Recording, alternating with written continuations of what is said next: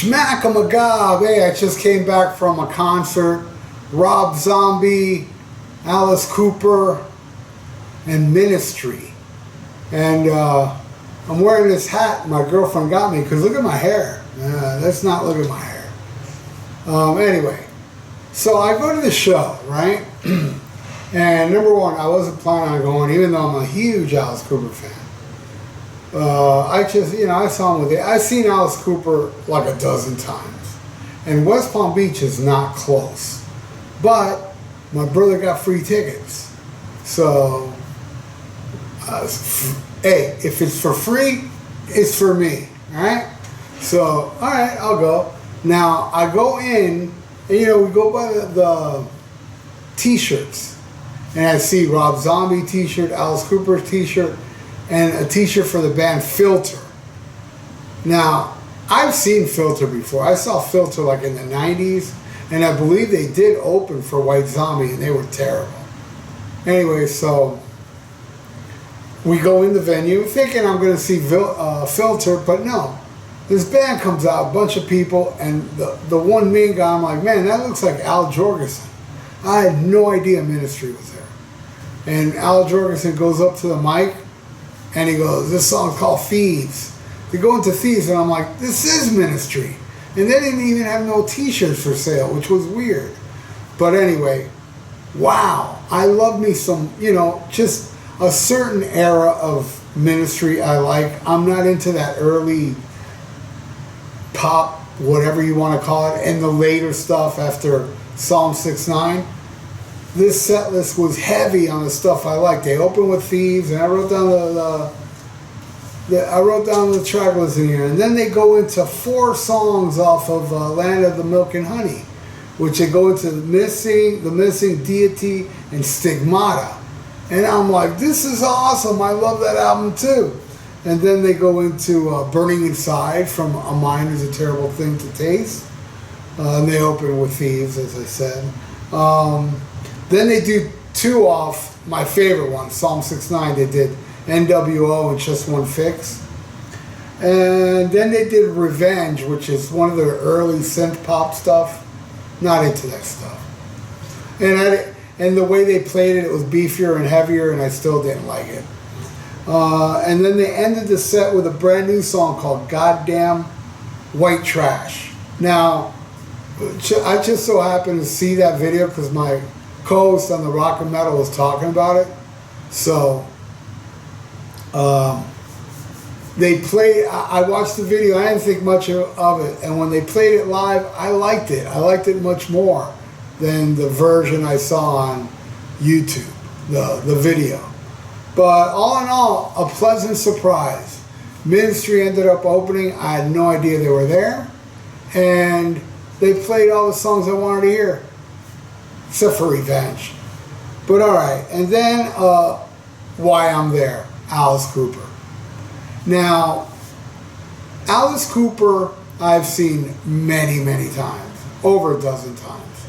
And Alice Cooper always throws out the rare track, every time I see them, or rare tracks.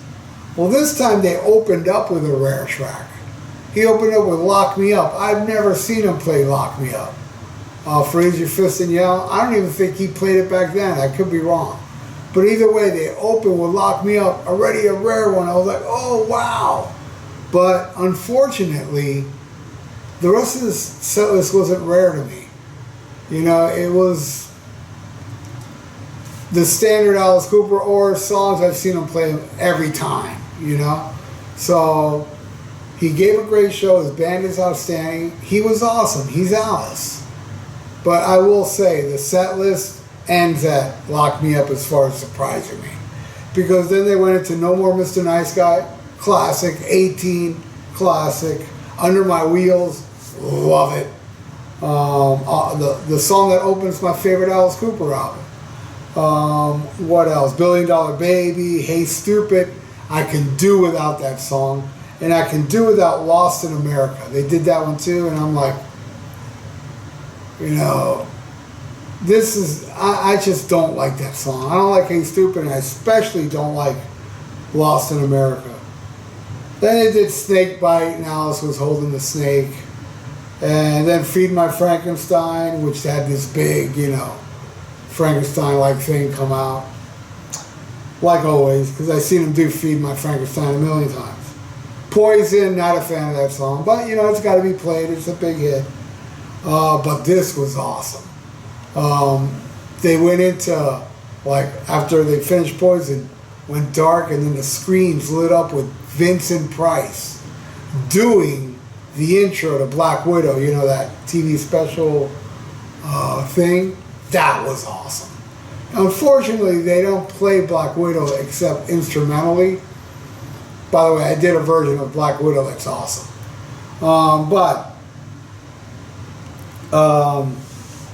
Yeah, they do like an intro instrumental, and then Nina Strauss does a guitar solo. And my God, this girl, man, it was like the 4th time I've seen her.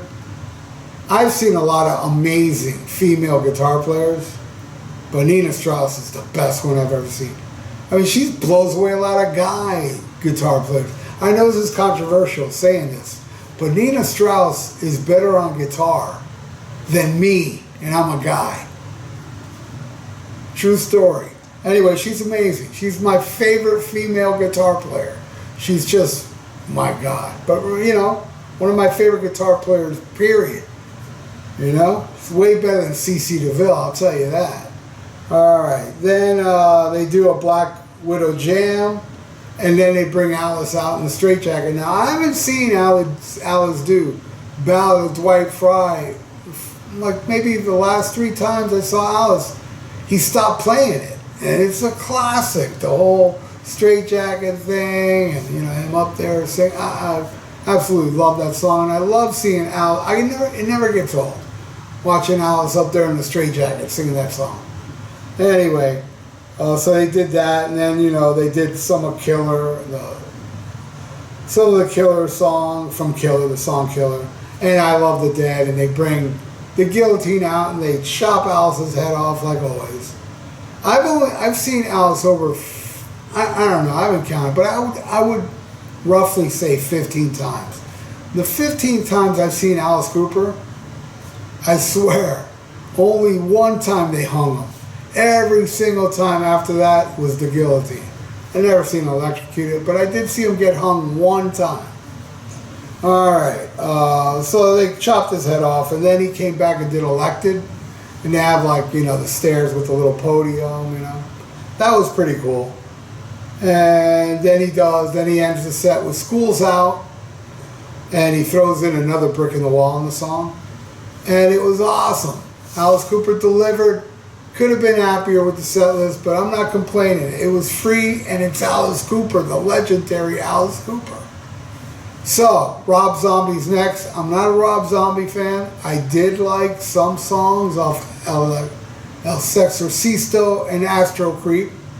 Not really a fan of what he's done solo-wise, and it was mostly that. He came out and did like 5-6 songs of songs I didn't know, and did nothing for me.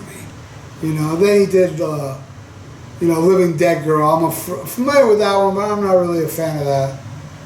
But then he did More Human Than Human. I was like, okay, there you go, finally.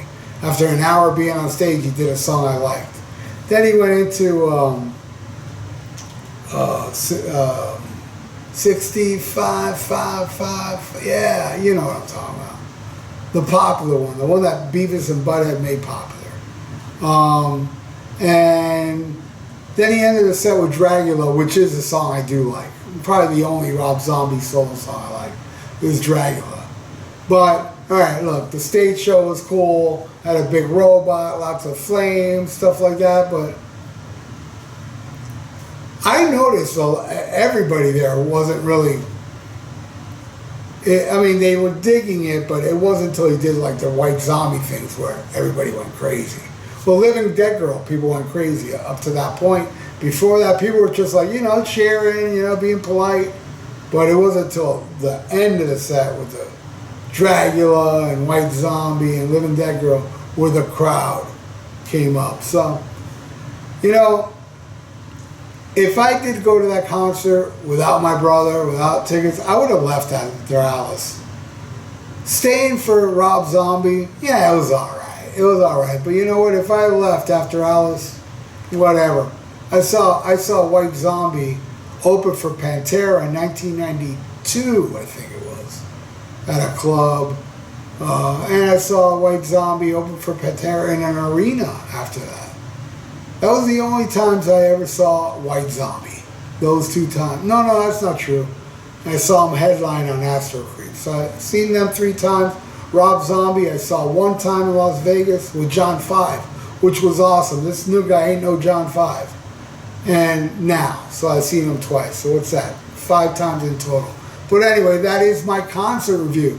And I also bumped into a few people that I didn't know that they knew me from the channel. And I wish I could remember your names, but it was really nice meeting people there. Hey, aren't you the guy? Schmack-a-magob. There was this girl and guy, young girl and guy. I don't know if they were a couple or brother, sister, whatever. But they stopped me, and I was like, wow. And then earlier, there was another dude that stopped me. It was 3 times. Then I went to the bathroom. So, yeah, people are coming up to me. And all 3 of them said, hey, aren't you the Schmack-a-ma guy? Or you're the Schmack-a-magob guy. That's how they know me, the Schmack-a-magob guy. But anyway, it was really nice meeting all you. If you're watching the Schmack-a-magob now, I really appreciate it. And I really appreciate you all watching, man. They told me, the young ones were saying, we watch Kiss Wednesdays all the time. I was like, awesome, man. That was cool. So it was cool meeting you all. And I want to thank you all for watching. Even if you're still watching now, I appreciate it. And if you're not subscribed to this channel, please subscribe. Press the little notification for the notifications. And please like the video. It's good for the YouTube algorithms. So, thanks again for watching. Stay frosty. Listen to Black Sabbath. And Schmack-a-magob.